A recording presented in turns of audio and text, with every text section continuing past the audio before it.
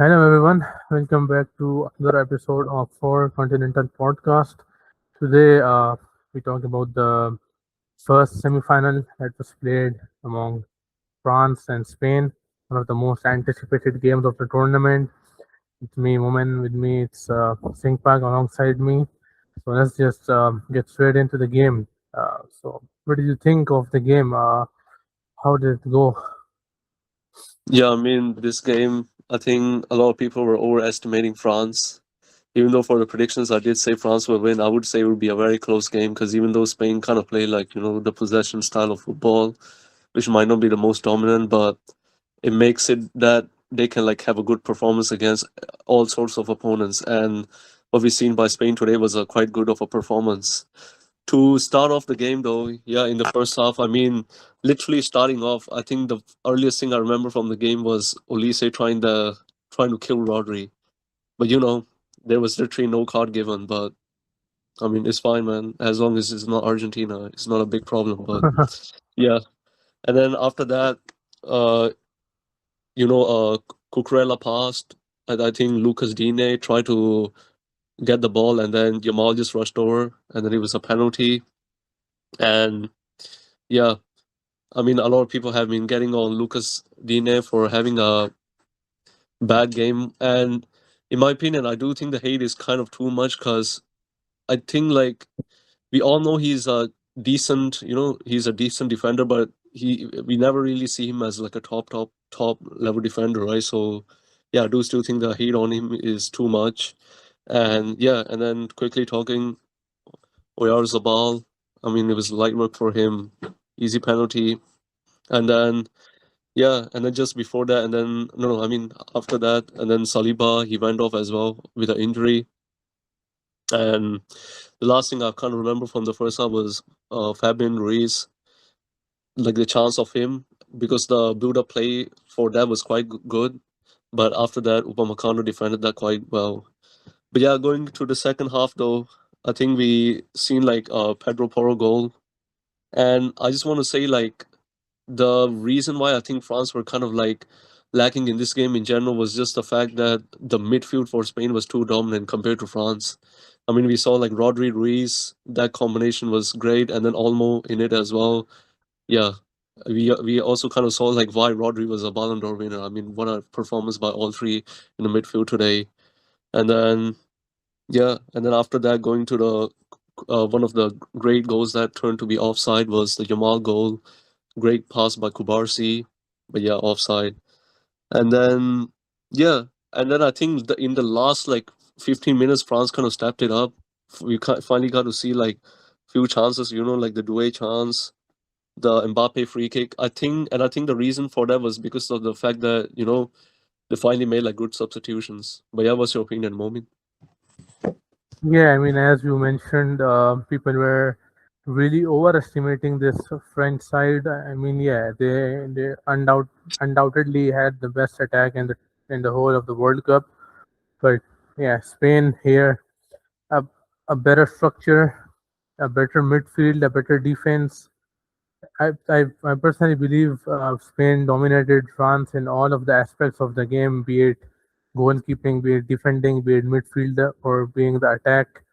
I think Spain were absolutely cooking in this game, and I mean, in the whole, like the most part of the game, you wouldn't really see, France really having a clear cut goal scoring opportunity. The Spanish defense was absolutely solid. Laporte and Cubarsi.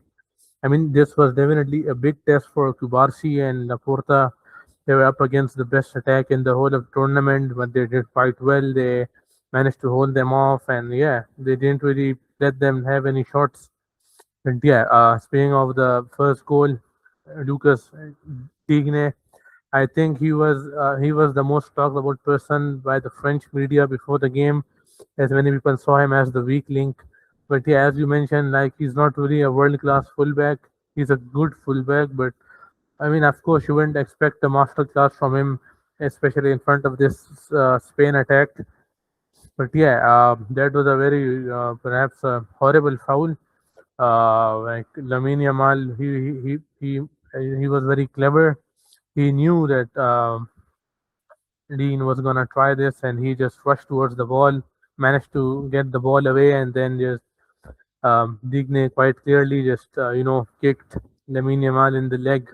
That was a Yeah, clear-cut I mean, it penalty. definitely felt like Yamal was going for the penalty, not for the ball.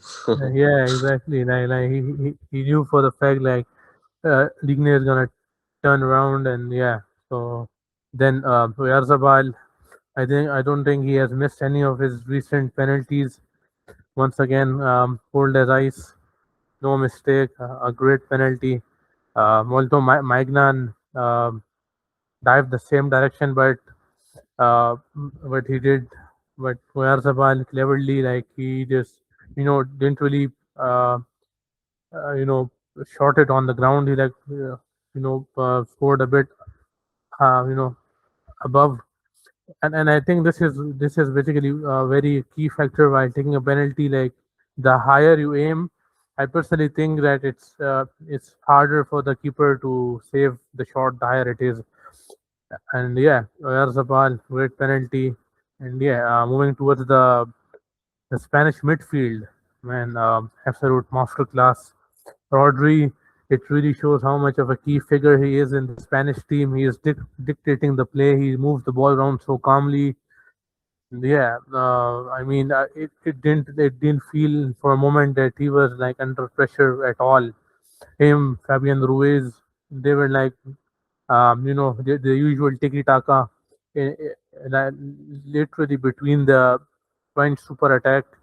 They were moving the ball around so calmly between, while players like Ulisse, Dembele, Mbappe were trying to close them down, but they were completely unable to do so, because that's how basically Spain move. And like people who actually watch games and who actually has some decent knowledge, they knew for a fact that Spain will give you know Spain would give a tough time to France, and this was definitely one of the only teams that could, perhaps the only team that could beat France in this World Cup.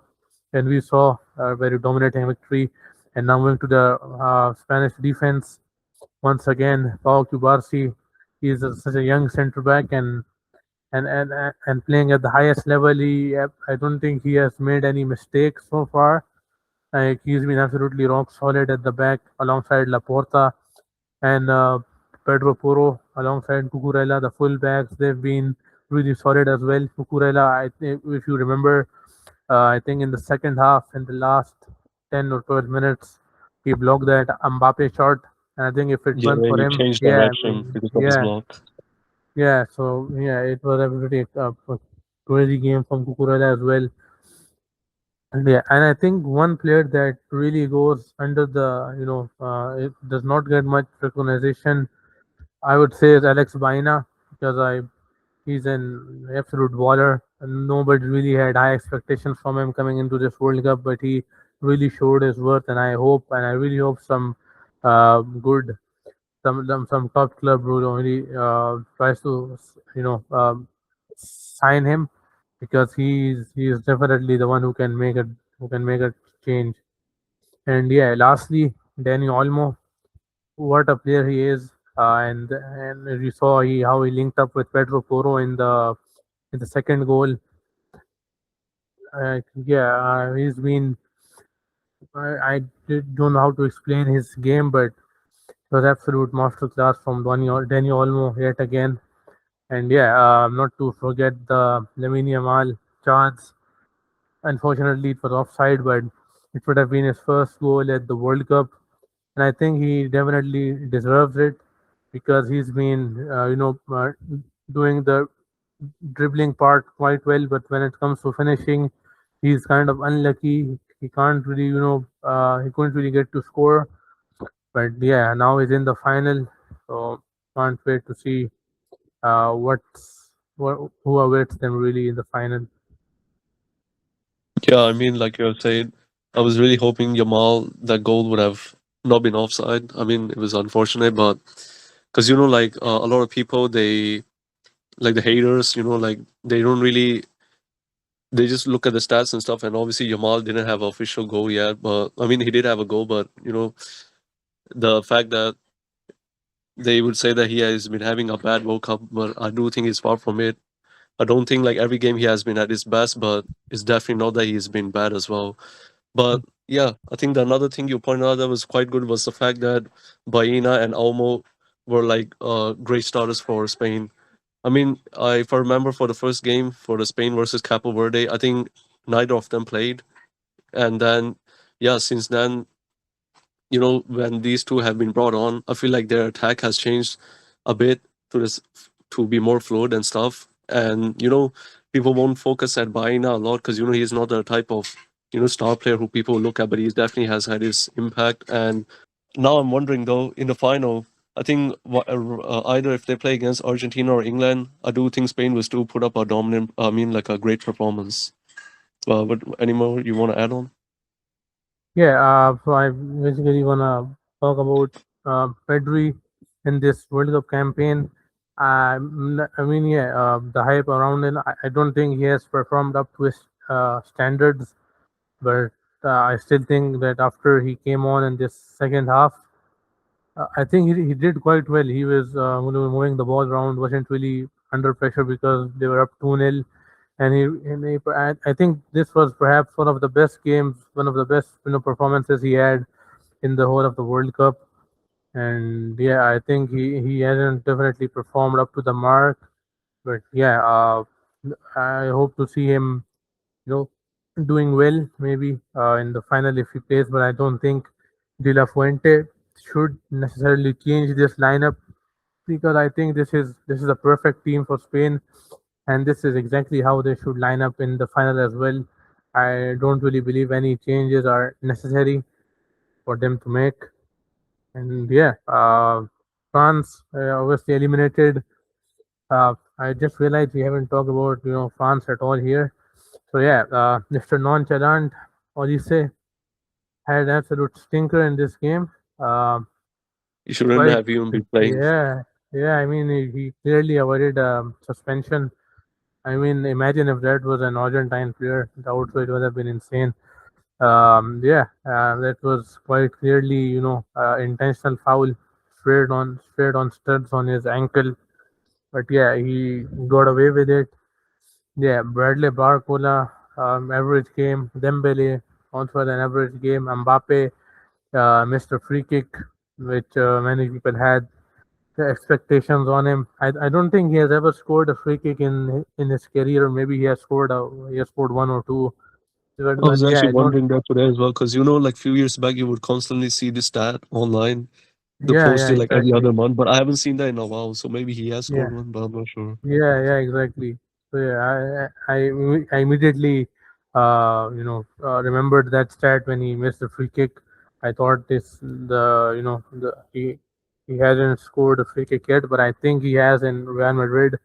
But yeah, and overall, a very poor performance from the French side, considering the hype they had all around. Um, Tchouaméni, Upamecano, Saliba obviously went out early in the game in the half hour mark. So yeah, he was substituted. I think they bought Theo Hernandez late as well, but he didn't really put up a great performance as well because I think the second goal that was scored by Spain came after Theo Hernandez was subbed on, if I'm not wrong. So yeah, he wasn't really great I thought he either. was subbed on later. Yeah, yeah. Oh, okay. So yeah, so Upamecano he wasn't really great as well. I mean, he did have some good moments, but overall he wasn't really great. Same for Kunde, not really a great performance. So yeah, it's gonna be really interesting to see how they play in the third place game. And I think it would be like really interesting because if you see their last including this in the last two of their campaigns. You see, in 2018 they finished first, they won the World Cup. In 2022 they finished second, and in 2026 they could be finishing third potentially or fourth. So it's basically a pattern: one, two, three. Yeah, I think that's quite interesting. And yeah, to like, to finish it off, I think Unai Simon deserves a lot of credit here as well. He like he made some great goalkeeping decisions, especially when he came out or when in the second half when Mbappe was through on goal, came out. We headed the ball away, and then Due, I think what Due should have done perhaps was try to shoot directly while Unai Simon was outside of the box, but he took his time, and I don't think even if uh, Unai Simon had reached the goal, Kubarsi was already at the goal, so it would not have been a goal anyways. But yeah, really a good performance from Unai Simon as well. I think he made three saves, crucial saves as well. So yeah, an overall a dominating performance, and I personally believe that if Argentina managed to beat England in the semi-final, I think that Argentina might as well be the only team that can try to maybe give a tough time to this Spanish super team. So I'm genuinely really excited to see Spain versus Argentina a final, but let's see how things go in the England versus Argentina game. Yeah, I mean, like you have said, I mean, for the French side, I think a lot of people are, shitting on their attack right now, which I do get it, obviously. And first thing first, Olise, he probably shouldn't have even played after that challenge he did. But yeah, even after he continued playing, he was just playing kind of non-existent. It was definitely his worst game throughout the tournament. But I still don't want this to take away of his other performances at the World Cup, though, because just I mean, ignoring this, I think the rest of his performances was quite good. So I don't want people to forget that as well. And I think like that it was kind of hard for the attack to really flourish when the like we say the midfield was being dominated by Spain. And yeah, for the Spain side, the goalkeeper, I recall, yeah, he did go out like twice as well. So it was a great performance by him. And one thing I do notice was interesting was in the last like 15 minutes though, I do think like France were finally kind of like having their chances as well. And I thought like it was due to like a Cherky substitution, maybe, because we know like he's the type of player that sometimes can like shift up the momentum or stuff. And I wouldn't say like he was directly the reason for it, but I do feel like if they kind of like have a different starting lineup for some players, I do think maybe France could have like had a better performance at least. But yeah, going to the next game though, obviously we did do our predictions yesterday as well. But is there anything you want to add on for the Argentina versus England game? And let's just try to get into this game. I've been hearing a lot of you know things about this game, about how Scaloni has to make some tactical changes here, and I absolutely agree because I don't think the Argentine midfield, apart from Paredes, perhaps hasn't really been up to the mark, and I think they should make a change. They should make some changes. They have Nico Paz, they have Simeone, players like them. I think they could be crucial in breaking defenses. I think this is the game where Scaloni has to maybe shuffle his tactics a bit. But yeah, it's definitely gonna be a really interesting matchup. Messi up against O'Reilly, and you know, obviously this is a England. Many people are having England as their favorites, but we have seen whenever people have tried to underestimate Argentina, they always try to put up a great performance, and I hope it's the same for this game as well, because this is, I mean, this although this is just a football game as well, but if you look at the history behind it, there's a quite of deep history behind it. Messi obviously is facing England for the first time in his career, I think in 20 something years. But I'm sure we all of us have seen how Messi has performed against English sides throughout his career. But yeah, once again, this game has a great history behind this game, and behind, this game is between these both countries. The war and etc. But yeah, though it takes back you to the Diego, uh, his games, the hand of God, and secondly the goal of the century perhaps from Diego Maradona. It also came against England.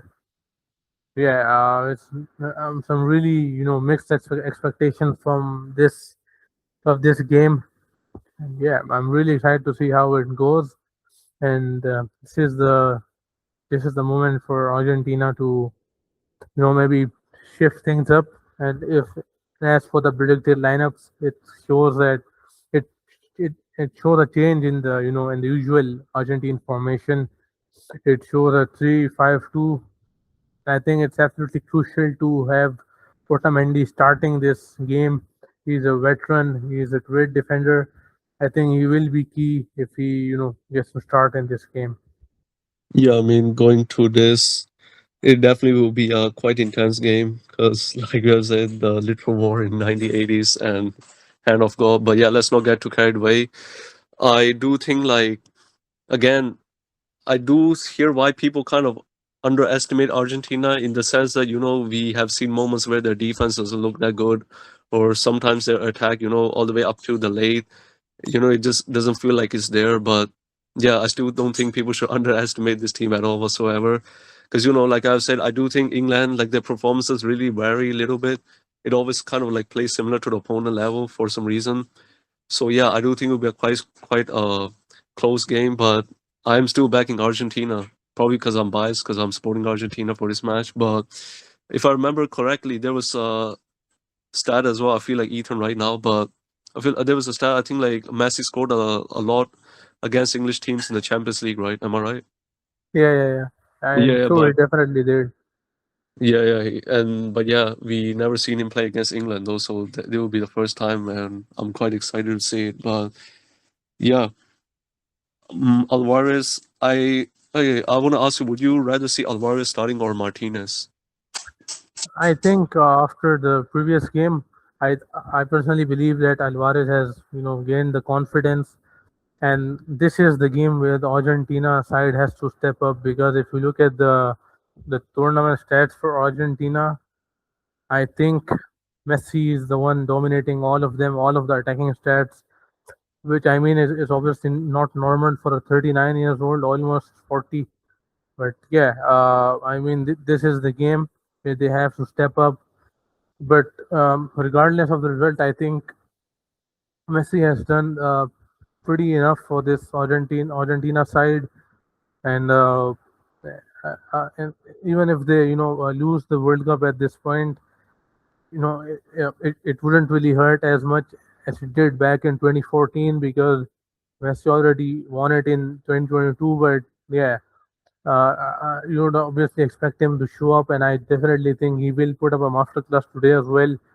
And yeah, I just hope that the rest of the Argentine team really uh, you know uh, try to step up in this game because this is basically the final two games we'll ever see. Maybe we'll ever Messi plays probably for Argentina.